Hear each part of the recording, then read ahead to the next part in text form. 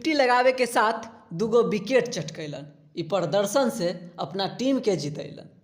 तो सबसे पहले नमस्कार प्रणाम तमाम भोजपुरिया क्रिकेट के दर्शक लोगन। आज फिर से चर्चा में हमारे साथ जुड़ गए बारन हमारे मित्र पांडे जी। तो अब जानल जाए विस्तार से। पांडे जी, गुजरात जायंट्स के लड़की लोगन कल यूपी वॉरियर्स के धुनाई कर देले। अरे तिवारी जी, कल तो बवाल मैच भइल। यूपी के हालत तो इतना खराब रहल जैसे पराठा बिना अचार के। बिल्कुल सही कहनी है पांडे जी। यूपी के एको गो बैटर 50 तक न पहुँचलन। बेचारी दीप्ति शर्मा 39 रन बना के चल बसली पवेलियन। वो तो ठीक बा, बाकी गुजरात के गार्डन माता झंडा गाड़ दिली। 50 ठोक के बल्ला ऐसे घूमले जैसे घाघरा में ठुमका मारत होके।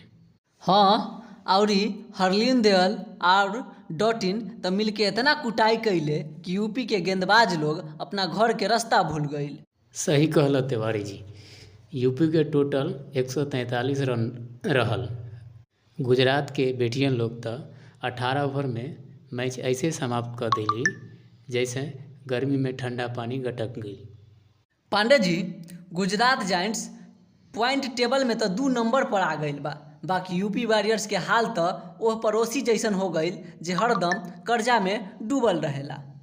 तिवारी जी, एह बार के WPL धुआंधार हो रहल बा। अब देखल जाए काल के दिल्ली बनाम बेंगलोर में केकरा बल्ला गरजेला।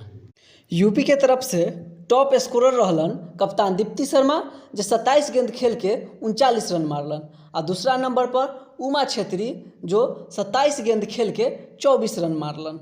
गुजरात के तरफ से प्रिया मिश्रा कमाल के बॉलिंग कैलन, 3 विकेट चटकैलन। कप्तान गार्डनर 2 विकेट आ डॉटिन भी 2 विकेट लेलन। गुजरात के बल्लेबाजी के बात करबा तो उनको टॉप ऑर्डर फ्लॉप रहलन, लेकिन कप्तान आके पारी के संभालन। 32 गेंद पर 52 रन ठोकलन और साथ में हरलीन देवल आ डॉटिन भी कमाल के बल्ला से रन बनैलन।